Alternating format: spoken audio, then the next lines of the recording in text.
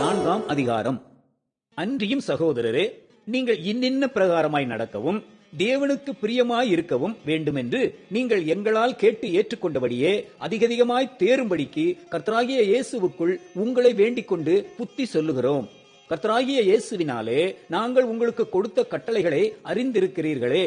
நீங்கள் பரிசுத்தமுள்ளவர்களாக வேண்டும் என்பதே தேவனுடைய சித்தமாய் இருக்கிறது. அந்தபடி நீங்கள் வேசி மார்க்கத்துக்கு விலகி இருந்து தேவனை அறியாத அஞ்ஞானிகளைப் போல மோக இச்சைக்குட்படாமல் உங்களில் அவனவன் தன் தன் சரீர பாண்டத்தை பரிசுத்தமாயும் கனமாயும் ஆண்டு கொள்ளும்படி அறிந்து இந்த விஷயத்தில் ஒருவனும் மீறாமலும் தன் சகோதரனை வஞ்சியாமலும் இருக்க வேண்டும்.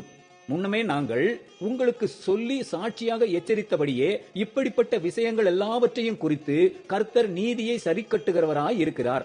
தேவன் நம்மை அசுத்தத்திற்கு அல்ல பரிசுத்தத்திற்கே அழைத்திருக்கிறார். ஆகையால் அசட்டை பண்ணுகிறவன் மனுஷரை அல்ல, தமது பரிசுத்த ஆவியை நமக்கு தந்தருளின தேவனையே அசட்டை பண்ணுகிறான். சகோதர சிநேகத்தை குறித்து நான் உங்களுக்கு எழுத வேண்டுவதில்லை. நீங்கள் ஒருவரில் ஒருவர் அன்பாய் இருக்கும்படிக்கு தேவனால் போதிக்கப்பட்டவர்களாய் இருக்கிறீர்களே. அந்தபடி நீங்கள் மெகதோனியா நாடெங்கும் உள்ள சகோதரர் எல்லாருக்கும் செய்து வருகிறீர்கள்.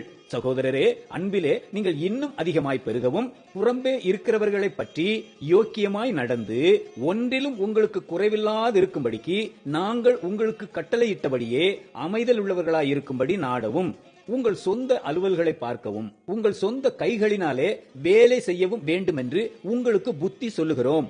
அன்றியும் சகோதரரே, நித்திரை அடைந்தவர்கள் நிமித்தம் நீங்கள் நம்பிக்கை அற்றவர்களான மற்றவர்களைப் போல துக்கித்து அறிவில்லாதிருக்க எனக்கு மனதில்லை.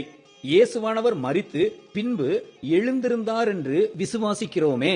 அப்படியே இயேசுவுக்குள் நித்திரை அடைந்தவர்களையும் தேவன் அவரோடு கூட கொண்டு வருவார். கர்த்தருடைய வார்த்தையை முன்னிட்டு நாங்கள் உங்களுக்கு சொல்லுகிறதாவது, கர்த்தருடைய வருகை மட்டும் உயிரோடு இருக்கும் நாம் நித்திரை அடைந்தவர்களுக்கு முந்திக் கொள்வதில்லை. ஏனெனில் கர்த்தர் தாமே ஆரவாரத்தோடும் பிரதான தூதனுடைய சத்தத்தோடும் தேவ எக்காலத்தோடும் வானத்திலிருந்து இறங்கி வருவார். அப்பொழுது கிறிஸ்துவுக்குள் மரித்தவர்கள் முதலாவது எழுந்திருப்பார்கள். பின்பு உயிரோடு இருக்கும் நாமும் கர்த்தருக்கு எதிர்கொண்டு போக மேகங்கள் மேல் அவர்களோட கூட ஆகாயத்தில் எடுத்துக்கொள்ளப்பட்டு இவ்விதமாய் எப்பொழுதும் கர்த்தருடனே கூட இருப்போம்.